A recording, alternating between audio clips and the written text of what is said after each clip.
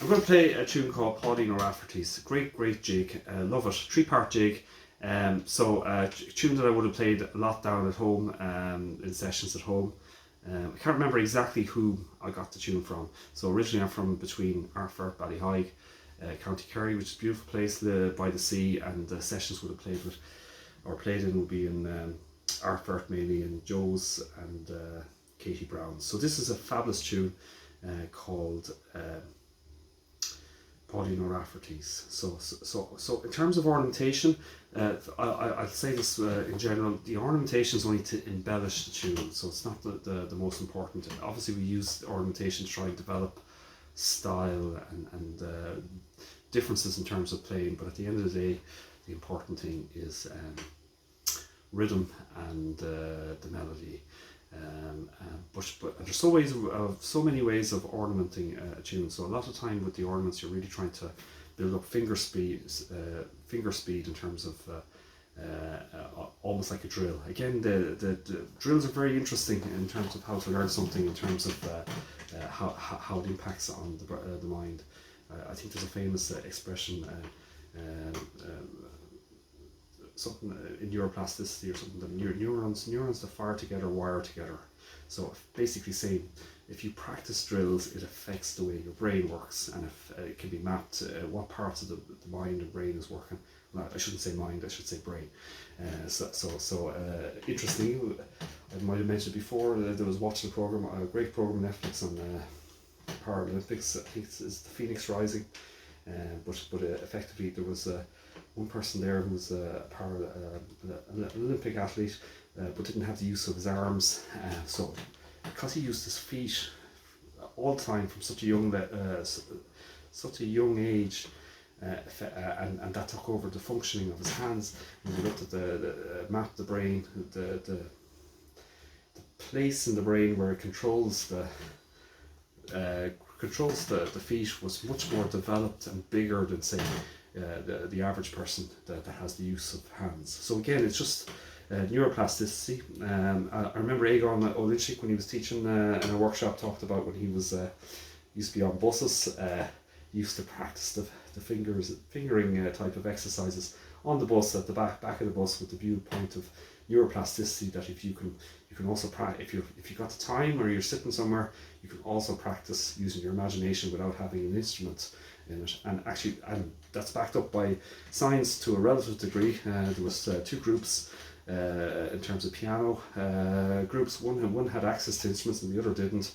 So they're using they were doing the exercises as if they're playing the piano, but didn't have the piano. And effectively, there was very similarities in the brain in terms of what parts of the brains were firing up or being noticed on the scans. That's not to say that one is better. Obviously, it's better to have the piano; it would be much better. But it just means that you can practice without the instruments. It's just interesting. Okay, ornaments I'm using in this tune. I'm not, without going into a huge amount of ornaments. All these ornaments can be used in other tunes. So you've got an F sharp, high A, F. High G grace note, which is G B G. You can do this kind of thing. I think on the second part you've got a B kind of roll ornament, which is B.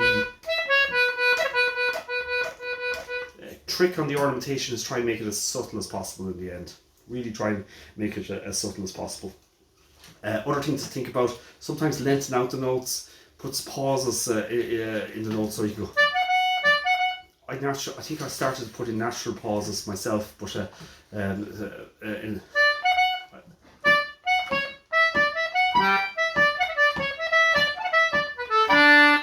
instead of going,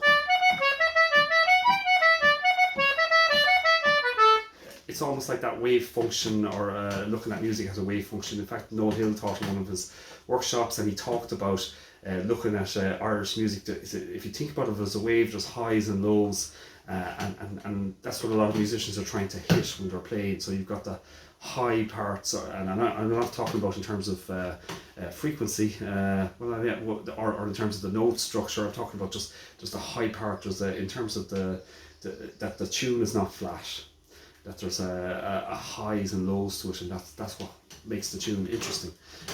Anyway, so if you can get that, and you can use ornamentation, pauses in the like the space between notes, the space between thought and action to bring that out as well. So just things to think about. Again, I'm not a teacher per se. I'm not a professional teacher. These are only just, and this is not. These are not teaching videos as such, but they might give some ideas. And all these tunes, I suppose, the idea of this project, and I'm not using the project in terms of anonymous type of thing. Anonymous are important, but it was in fact just putting up well-known tunes onto YouTube, and I'm going to try and learn them on the fiddle. So, Paidin or Rafferty's.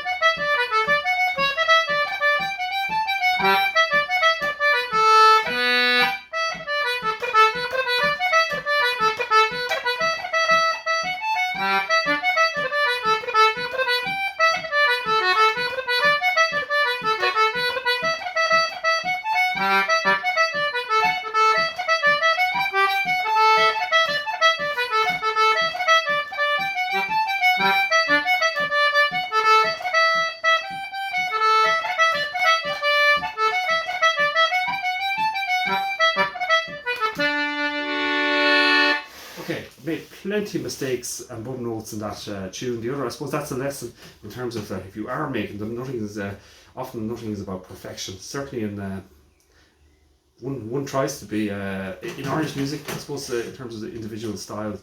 It's not like we're not playing off a music sheet. We're playing from memory, so not often things can go slightly off, etc. So if they do, keep it in rhythm effectively and try and play it back in again and again. It works in terms of groups. So and I suppose that's why there's so many variations in tunes.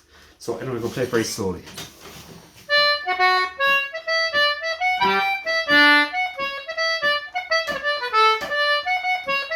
And again, F sharp grace note.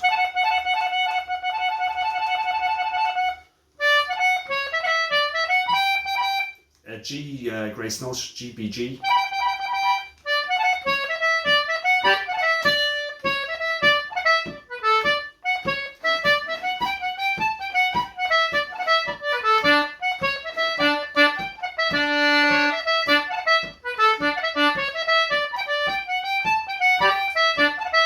Also, you can use the bellows as an ornament. I use pauses. These are just ideas, and you can permutate these ideas into other tunes yourself. So there's no effectively any ideas you pick up, practice them, and then you can apply them into other tunes in terms of developing your own style. And again, good practice to tape, record yourself and listen to it, and develop your own style. That's almost like feedback.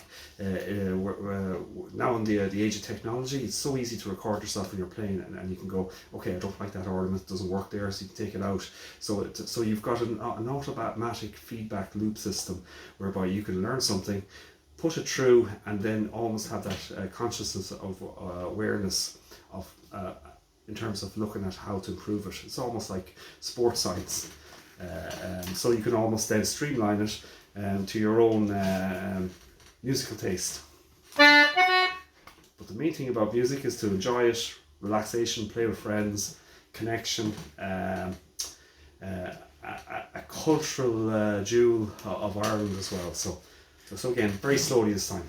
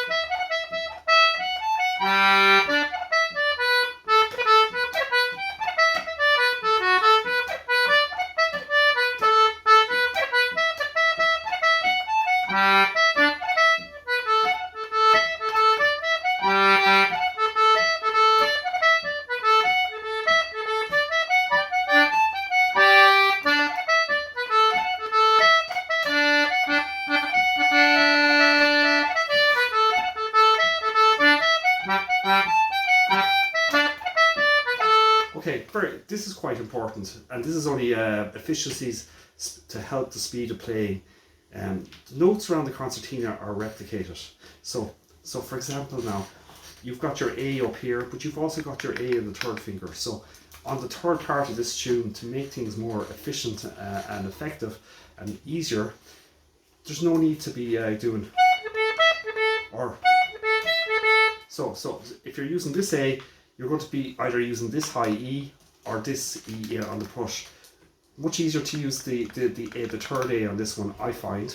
So it means then you'll just go, and then if you wish to, you can press the E here, but I generally use the high E on this side. So just be aware, know your concertina, I suppose is the best way to say, know where the notes are, and just be mindful that you can interrelate or interswitch the notes in certain tunes. It makes it easier to so you're effectively using the benefits of having an instrument where the notes are in different places replicated, especially when they're big notes or main notes. Like A is replicated. A is here, which means you can use this third finger. It's here, which you can use here, and it's also in. And it means that if you're going to be playing tunes that have that knowledge that you can you can effectively use three A's and change it, and it changes the ornamentation, changes the style of tune. So again, very slowly again. Again, you can do that for the C sharp. You have two C sharps. On this one, I find just for the moment it suits me to pull the C sharp here. Your concertina may not be set up that way, but if you have it, you can use it.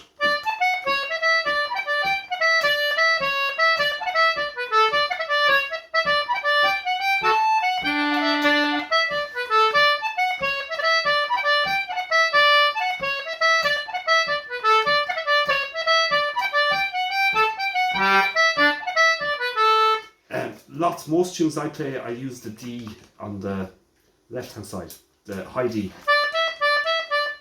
I know you can use it on the pull here on the right hand side, but the majority of the time of the when I'm playing, I'm using the E on this as a rule.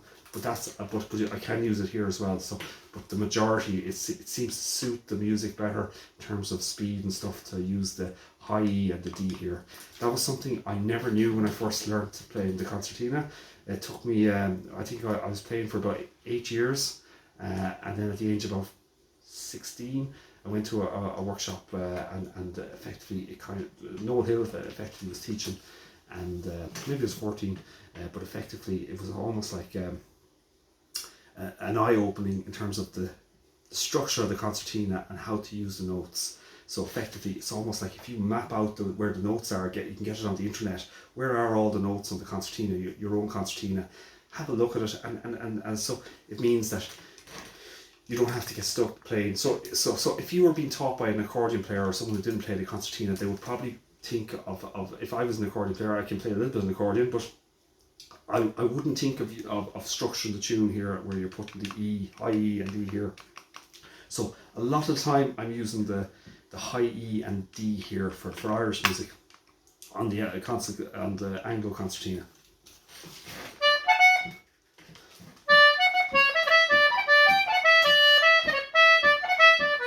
Very slowly now again.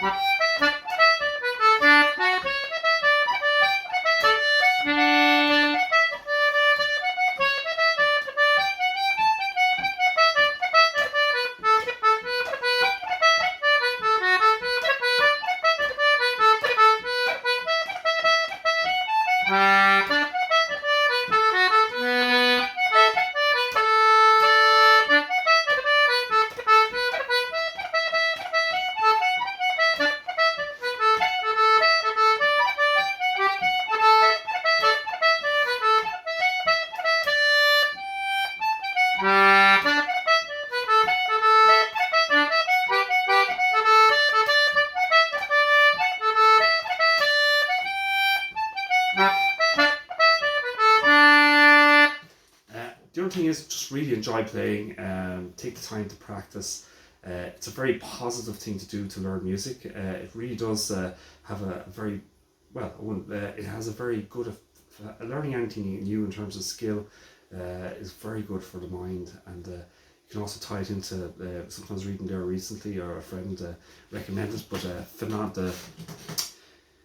the philosophy of phenomenology, which it basically is that we are embodied, cognitively speaking, we have bodies, and we take up through objects. So in this case, it could be learning to drive a car, which I'm trying to do at the moment, but it can also be about learning an instrument.